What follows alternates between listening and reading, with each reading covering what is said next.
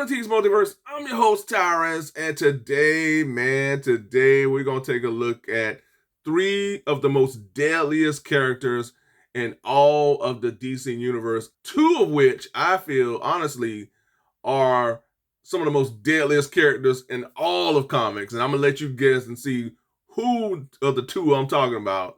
But today we're going to take a look at the McFarlane Toys DC Multiverse Rebirth Deathstroke, the Court of Owls Talon, and the crazy Infinite Frontier Scarecrow. All right, let's get to it. All right, up first we have good old Slade Wilson, aka Deathstroke.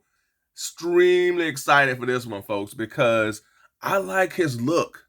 Super sleek, and this guy, he's a master assassin. He's a master of various forms of hand-to-hand combat and weapons.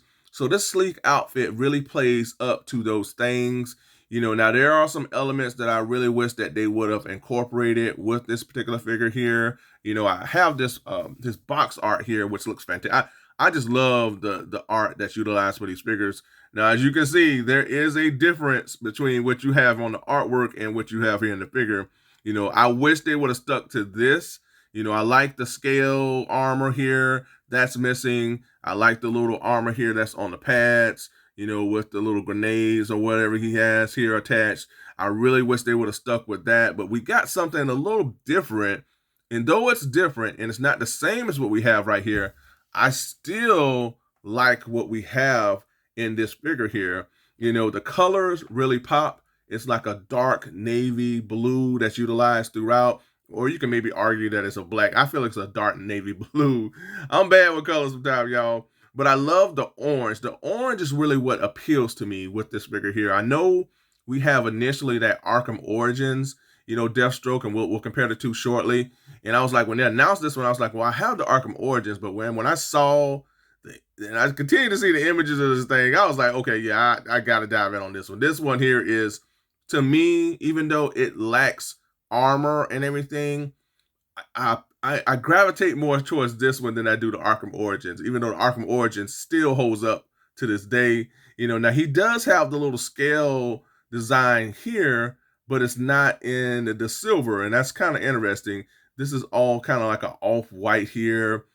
He has nice designs in the gloves, just really solid figure overall. Now, articulation is going to be the same. It's going to standard McFarlane articulation. He has the waist swivel, upper torso here, nice head articulation all the way around. No issues articulating this guy because he's just sleek all the way through. And I like this here, the little, whatever this is called. I don't know what this is called, folks. Let me know in the comments, what is this called here? This little flowing behind his head. I like that. That adds personality to the figure as well. I like that look here. He has a little area where you will place his weapon, his sword, and everything. He has a utility belt. Again, articulation is good. Nice articulation in the leg. He can go all the way down like this here. You can do the splits.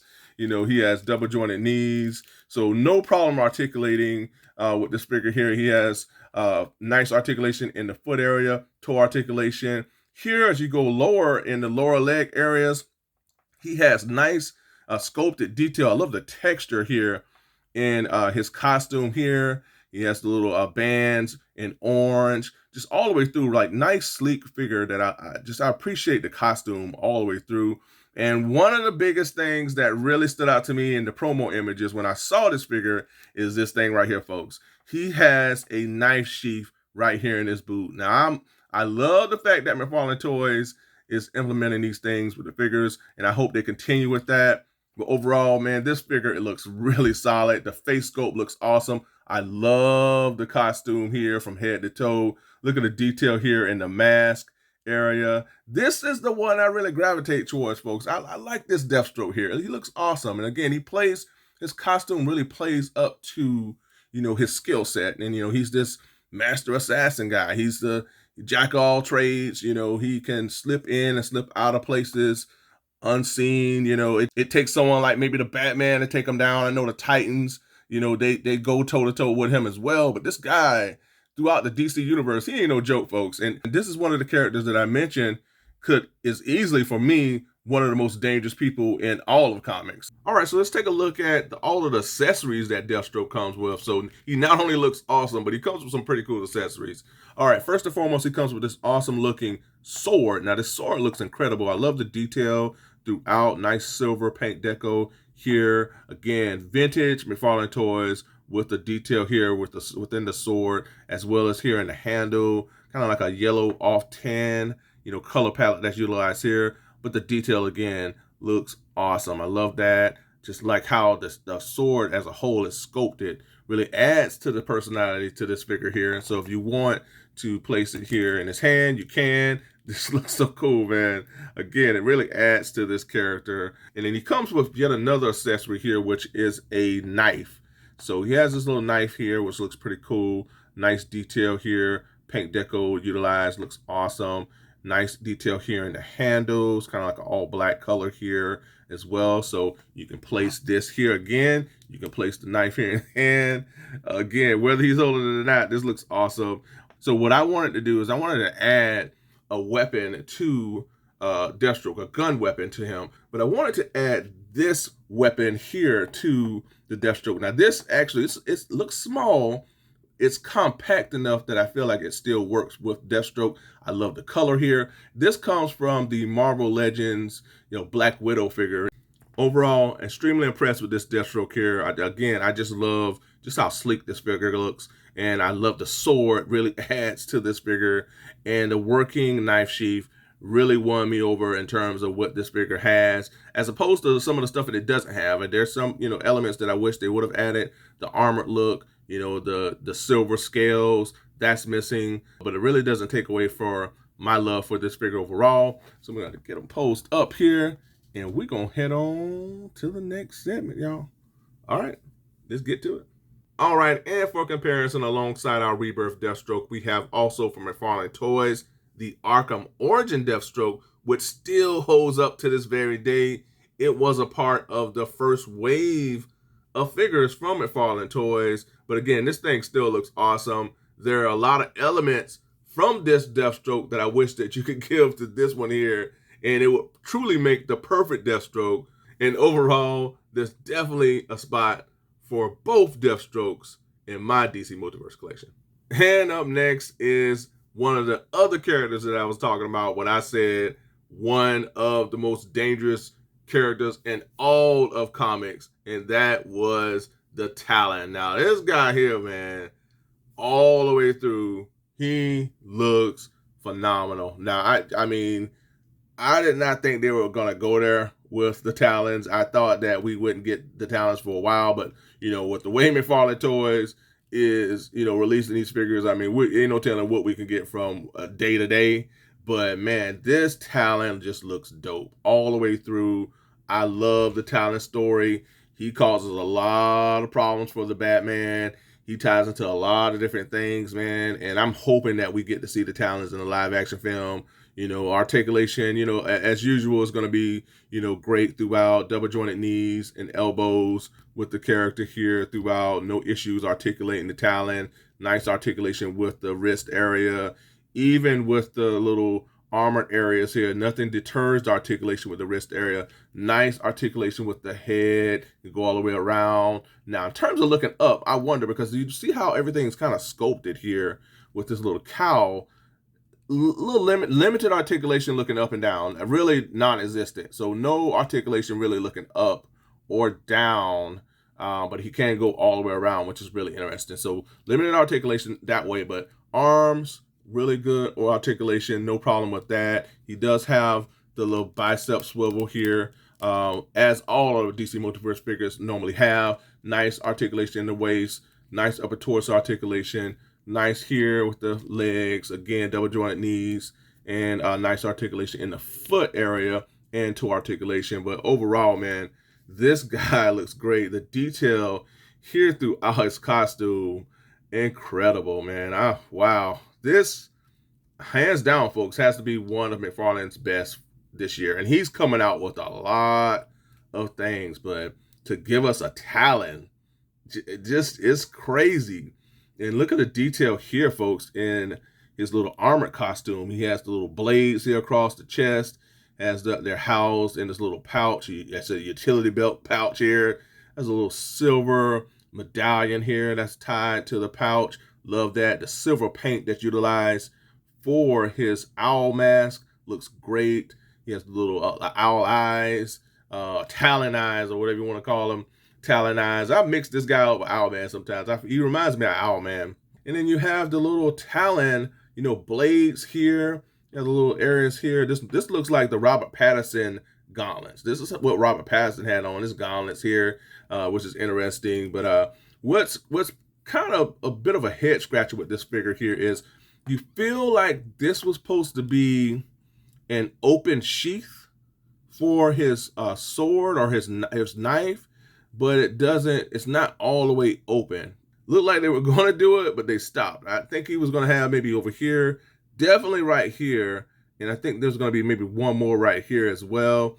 Now, Talon is packaged with some pretty cool accessories as well. So he comes with these two dual blades here, which looks awesome. Nice color palette that's utilized here in the handles. Nice detail here, all black. Here they're utilizing more of a silver paint here, a nice shiny silver paint for the blades here, which I love. So I like that. And he also comes with this sheath for his dual blades. So you can attach this sheath here to his back here.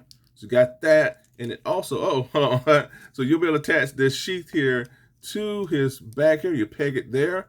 And then so you have that. And then you would take the dual blades, and hopefully this goes smooth, and you would place these through the sheath areas, and that's how you would store his blades. So there you go. So you got that here with Mr. Talon. Now Talon comes with a few more other accessories here, which are these two dual daggers that really work well with this Talon here.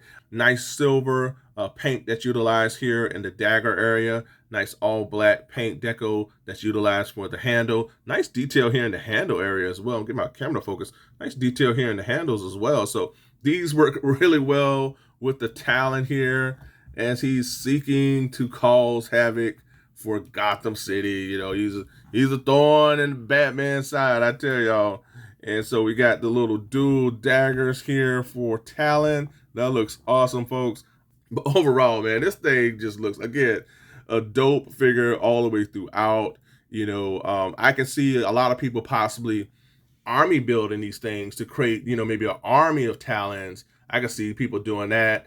I'm good with this one here. I mean, I don't know. We'll see. I might get maybe one more. But overall, phenomenal looking figure here. The working knife sheath, I wish that was added. But overall, we have the dual blades with the sheath that really adds to this figure's overall aesthetic.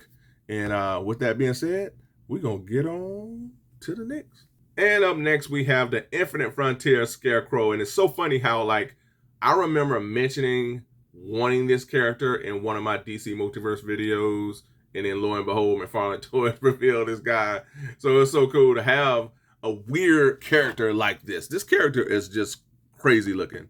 He's just crazy looking, and that's why I like him.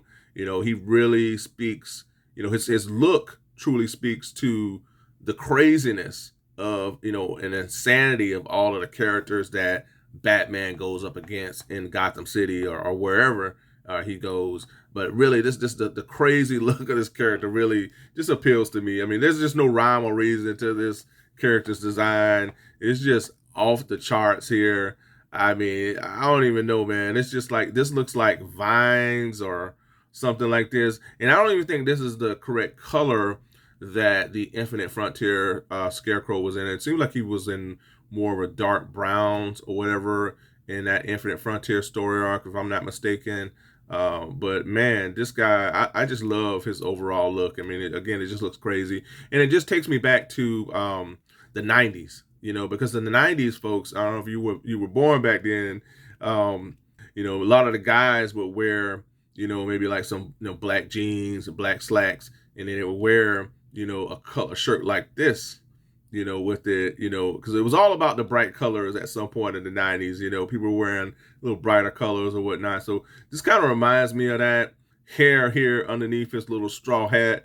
Looks pretty cool. He has a little gas mask. Not a lot to this character, yet there is a lot to look at with this particular character.